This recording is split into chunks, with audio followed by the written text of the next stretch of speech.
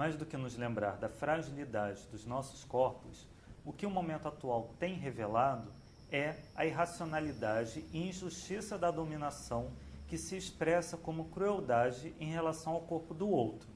Se antes a pergunta era o que fazer diante do invisível, agora nós psicanalistas somos convocados a não fecharmos os olhos perante os fatos, a todo o contexto, e nos posicionarmos frente à superprodução de destruições que se impõe à humanidade. Afinal, olhar de frente para o irrepresentável, não é esse o nosso trabalho? Nesta segunda edição especial de Estilete Lacaniano, intitulada Pandemundo número 2, contamos com a participação dos colegas do campo lacaniano Ana Laura Prates Pacheco, de São Paulo, Luiz Scovitch, que exerce a psicanálise na França, Carmen Galliano, da Espanha, e Giorgio Constantinos, da Grécia. Apreciem e reflitam.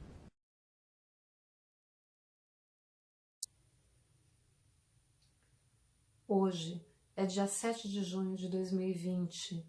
No Brasil, são 35 mil mortes provocadas pela pandemia da Covid-19.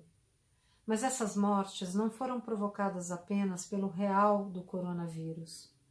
Aliás, seria o caso de nos perguntarmos: existe o real do vírus quando ele está enlaçado no espaço do ser falante tomando seus corpos?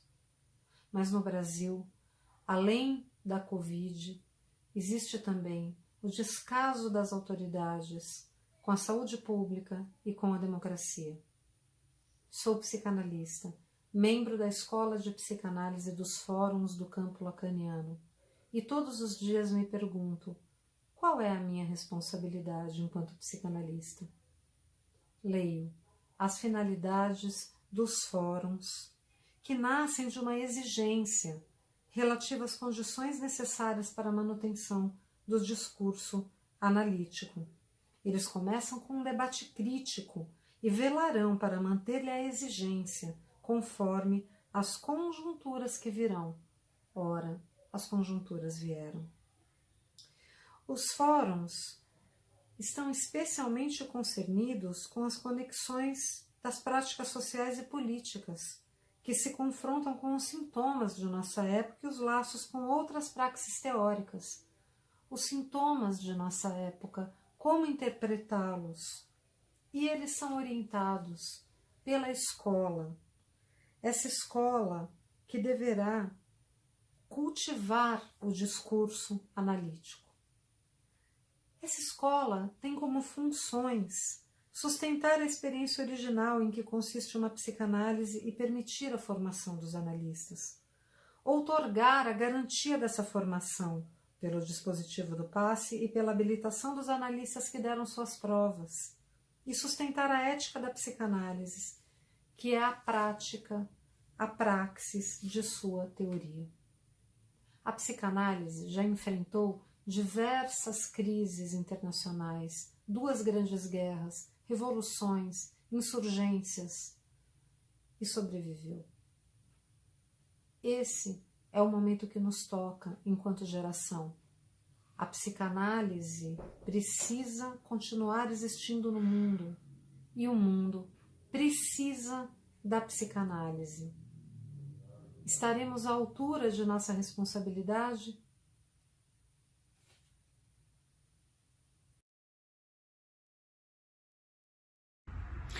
Queridos amigos de Brasil, de América Latina, de todo el mundo, un virus transformó la vida de nuestro planeta. Nuestros amigos brasileros lo han llamado Pandemundo. El virus nos afectó, no a todos del mismo modo, pone en evidencia ciertas poblaciones más a riesgo, como de costumbre las más precarias. Afectó al psicoanálisis. Los grandes desastres universales afectan al psicoanálisis, pero ya desde la Primera Guerra Mundial Freud tomó posición. En 1915 no dejó de trabajar, produjo su metapsicología. Los analistas caímos todos de acuerdo. Ahí donde había una división en cuanto a la posición en relación a la tecnología y a su uso. Prácticamente todos hemos tenido recurso a la tecnología. Prácticamente todos también, analistas y analizantes, hemos hecho la constatación que el análisis es posible, lo cual pone en evidencia que el confinamiento es posible por parte del discurso del amo. Lo que confina, lo que se confina son los cuerpos, lo que no se puede confinar es el inconsciente. El inconsciente siguió su infatigable trabajo y al mismo tiempo algo se pone en evidencia luego del levantamiento progresivo del confinamiento y es la alegría de los analizantes a encontrar nuevamente el encuentro cuerpo a cuerpo. Freud desde el inicio ya lo planteó, el análisis es una experiencia que no puede pasarse del cuerpo, la transferencia no se puede liquidar, in absentia e in effigie. El término que lo traduce mejor al portugués y al español es abatir, no se abate en la transferencia sin la presencia. La presencia es absolutamente indispensable. El otro punto fundamental a tener en cuenta es que uno había creído que había tocado lo peor con el virus. En realidad, lo peor es lo que está pasando hoy en Estados Unidos con el racismo. Y pone en evidencia también las palabras de Lacan en el seminario O Peor, donde plantea la oposición entre hijos de discurso, que es el que une, atrapa los cuerpos de los analizantes y los analistas, y por otra parte, como opuesto, una fraternidad, la fraternidad de los cuerpos, la fraternidad de los que se creen iguales solo por el color de la piel o solo por una identidad del ADN. Esa fraternidad al origen del racismo es mucho más grave que el virus que nos toca y pone en evidencia que nuestra función en cuanto a los años a venir, en cuanto al lugar del psicoanálisis, es proseguir con el deseo indestructible de nuestros analizantes y sostener en nuestra época un discurso alternativo frente a la subida del racismo. Un saludo desde París para todos y para que pronto nos podamos volver a ver.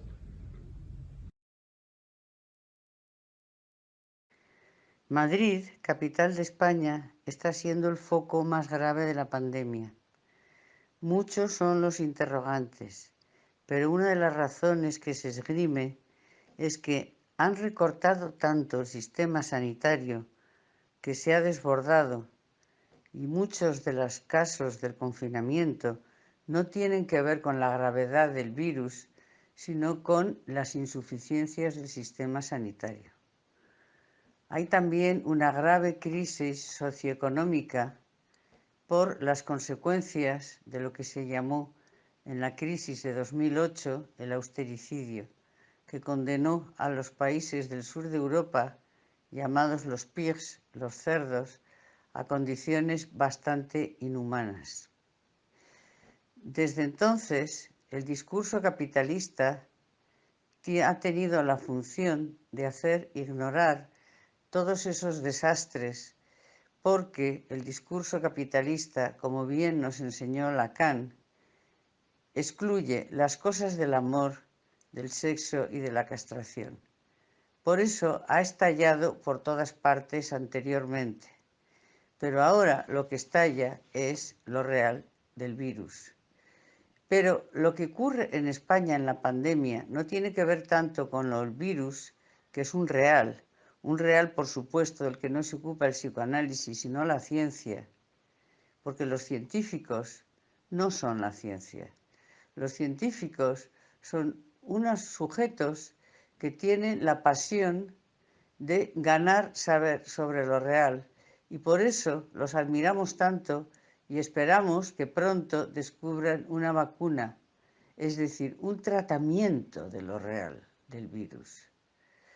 Lo real de la pandemia tiene que ver con otras cuestiones. Lo real de la pandemia, quizá de lo que se puede ocupar el psicoanálisis, que no es ni de la ciencia ni del deseo de la pasión que tienen los sanitarios por curar, es de lo que estalla traumáticamente para los sujetos, que es o el miedo y el terror, el pánico colectivo a enfermarse y a morir, que por lo menos tiene un nombre, pero sobre todo lo que más asistimos, y cada vez hay más urgencias subjetivas, y por eso es lo que atendemos desde el psicoanálisis, es la angustia.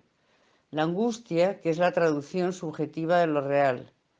Y justamente la angustia tiene que ver con lo imposible de saber. Los sujetos demandan certezas, pero no existen. No existen.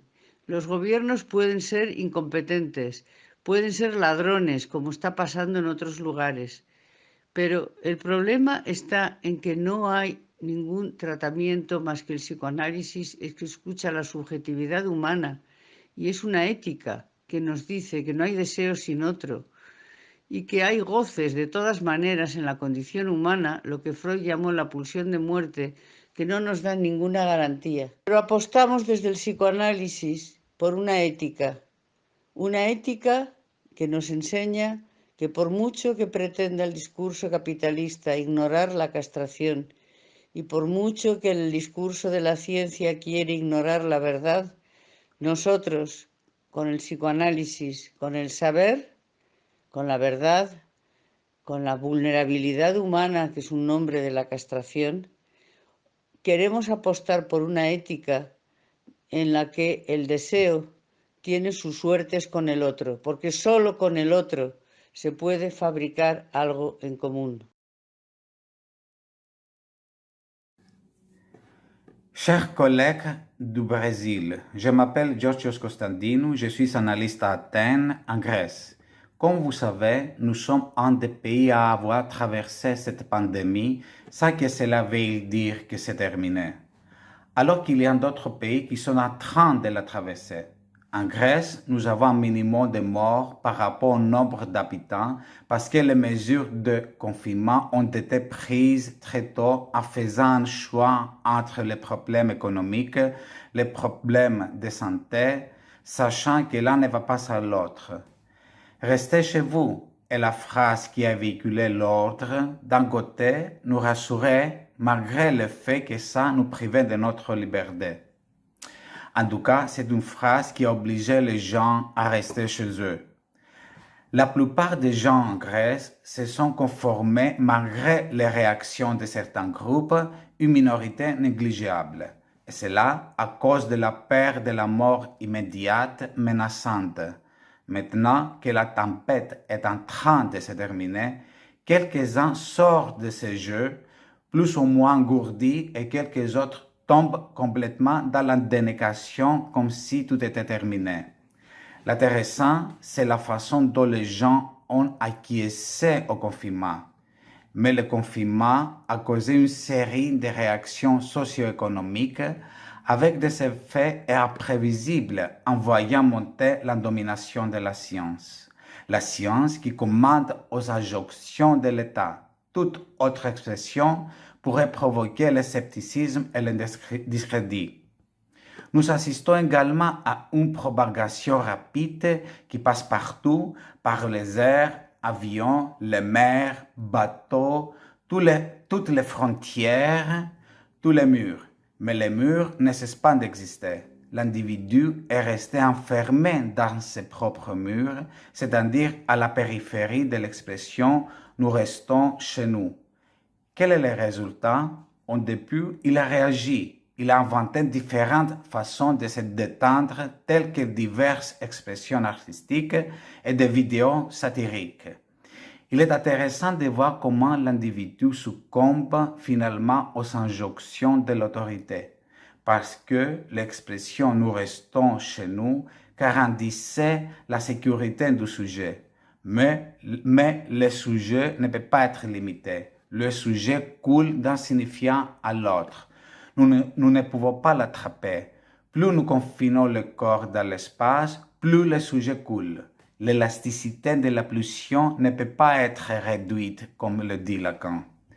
Les gens ici en Grèce, comme la plupart des Européens, peuvent sortir maintenant. Il y a un déconfinement progressif. L'injonction à la télévision qui disait « nous restons chez nous » a cessé d'apparaître, mais est remplacée par la phrase « continuons à faire attention ». Mais qu'est-ce qui se passe-t-il? Certains sortent timidement, comme engourdis, et quelques autres, niant les conséquences, sont en pleine dénégation, étant les uns sous les autres, comme si de rien n'était. Cependant, d'une manière ou d'une autre, nous constatons une contradiction, parce que, par le confinement, le sujet se sentait être en sécurité, qu'il avait une garantie sur sa santé. Maintenant qu'ils sont autorisés à quitter la maison librement, le sujet se sent coupable à travers l'indivision qui pose la question « Je suis libre de sortir, mais serais-je en sécurité ?» L'autre ne peut pas prendre en charge le réel qui lui échappe. L'autre du langage ne peut pas absorber le tout car il est troué. Face à ces doutes, le sujet est-il appelé à prendre sur lui la part de l'autre hors de garantie? Que peut faire l'analyste avec les conséquences du déconfinement? Les analysants continuent de venir, chacun avec sa propre chaîne signifiante, avec ses impasses, son anxiété, son angoisse, ses symptômes.